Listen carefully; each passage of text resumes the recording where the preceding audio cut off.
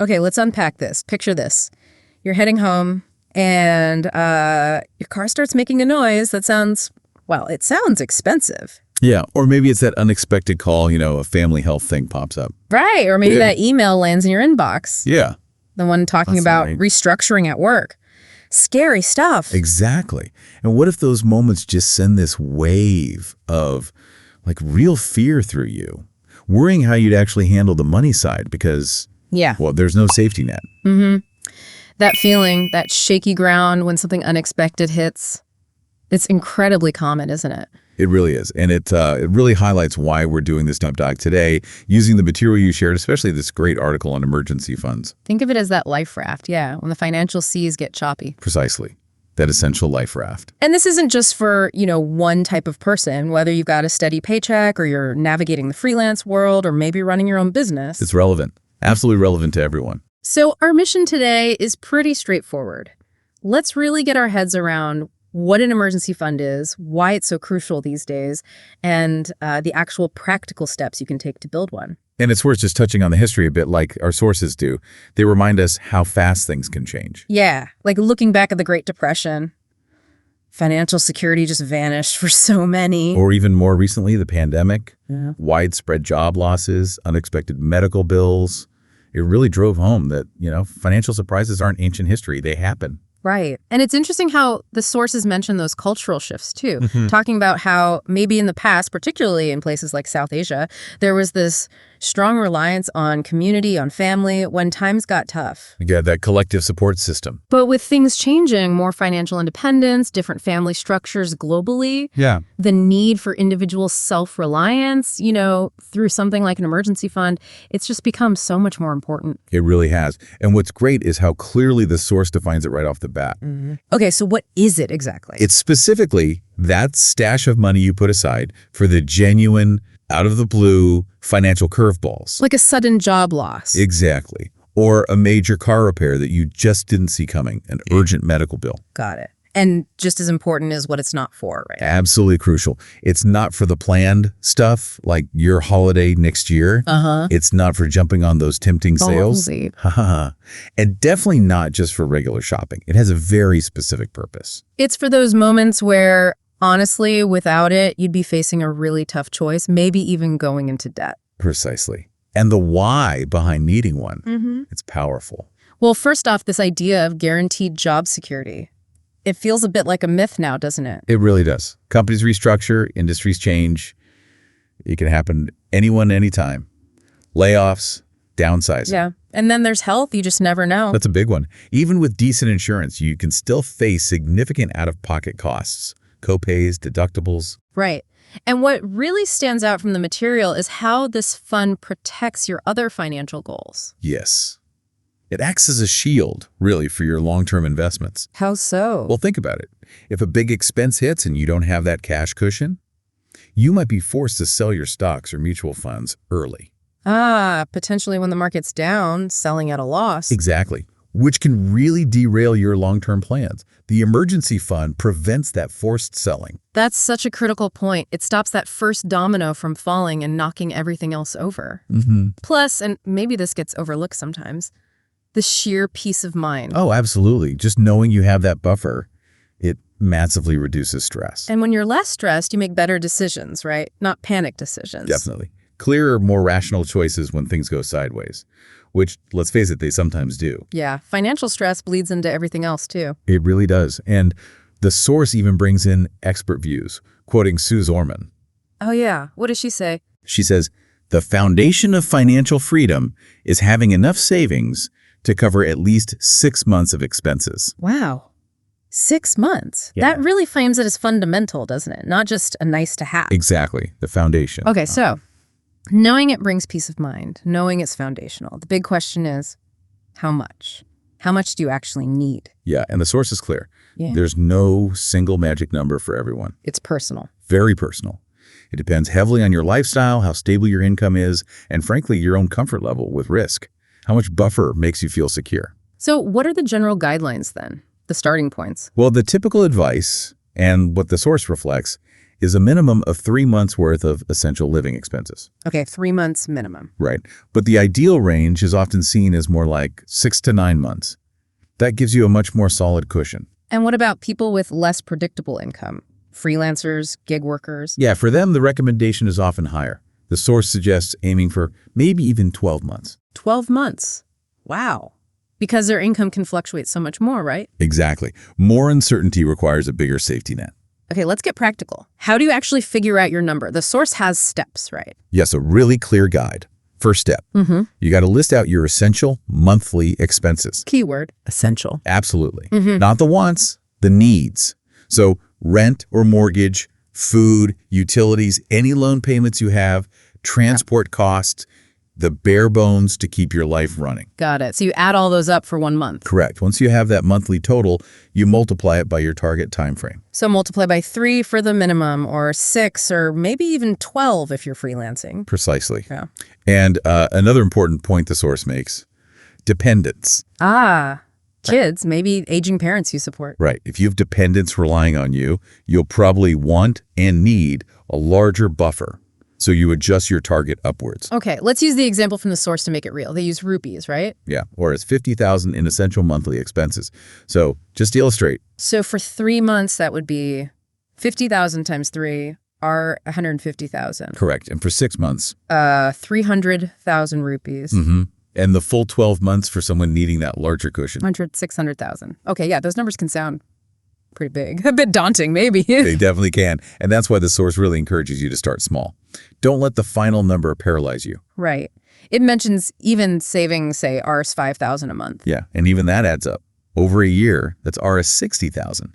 It's about building the habit, making consistent progress, even if the steps feel small at first. Okay, so you figured out your target, maybe start small. Now, how do you actually build this fund? Where does the money come from? Where does it go? Right, the practical how-to. The source lays this out really well. First things first. Set a realistic initial goal. Not the big 6-month number straight away. Probably not. Maybe aim for, say, Rs 10,000 first, or even 1 month's expenses. Something achievable to get you started, build momentum, feel like you're winning. Get the ball rolling. Yeah. Okay, and where should this money actually live? Super important point. The source strongly recommends a dedicated separate account. Why separate? Why not just keep it in my regular checking account? Temptation. If it's mixed in with your everyday spending money, it's just too easy to dip into it for non-emergencies. Out of sight, out of mind. Well, slightly harder to access anyway. Makes sense. So what kind of separate account?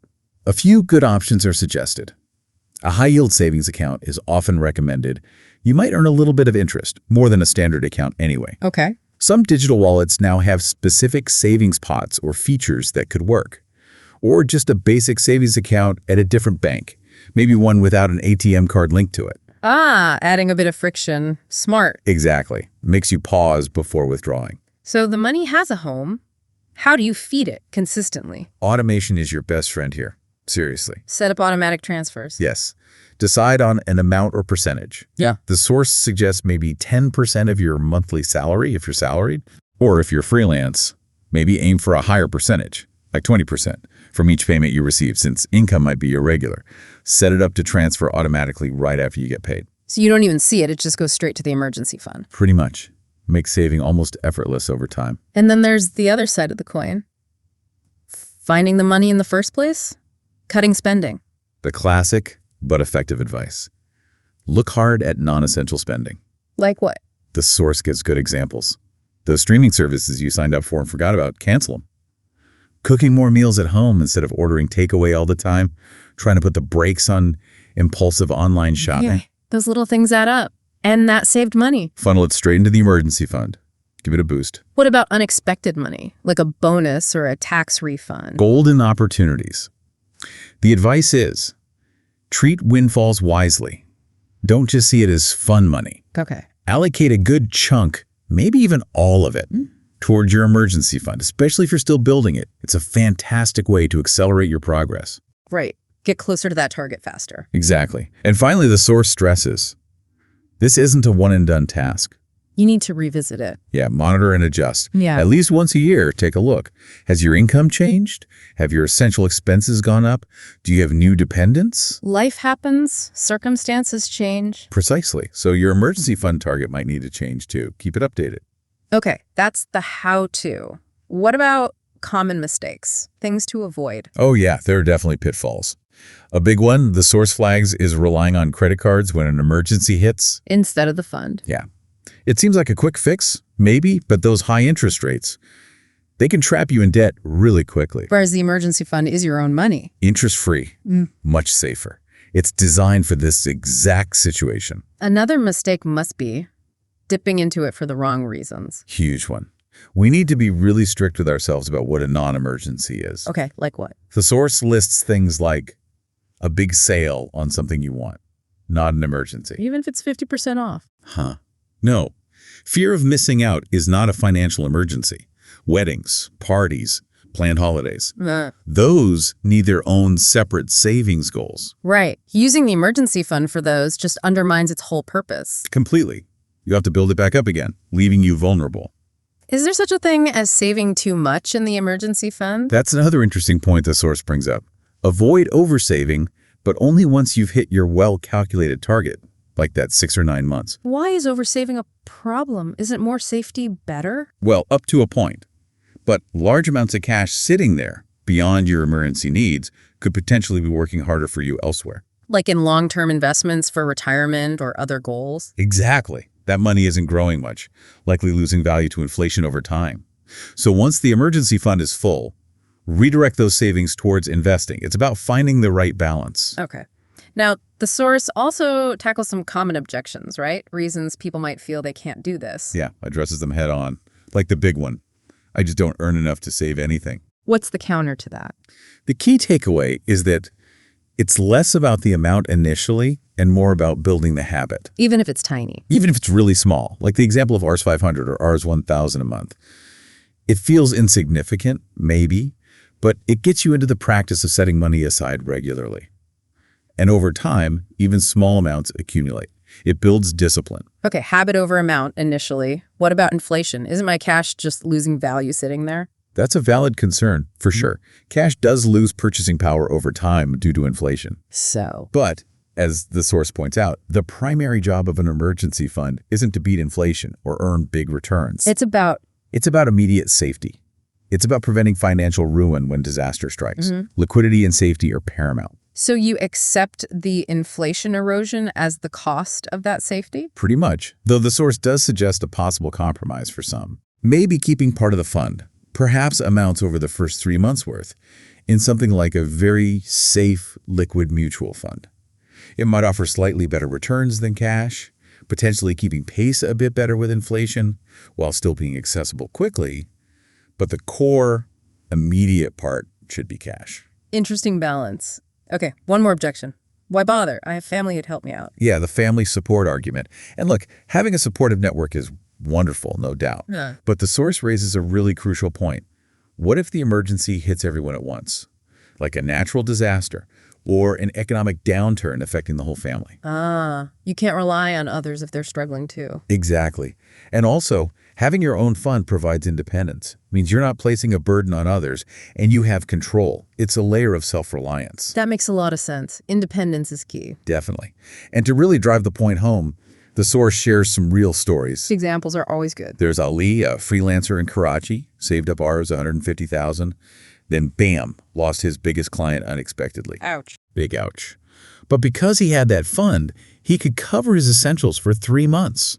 Gave him the breathing room he needed to find new work without panicking or going into debt. Wow. That's a direct impact right there. Totally. And then there's Sarah, a teacher in Lahore, needed sudden surgery. Okay. Used her emergency fund. Avoided debt, which is huge.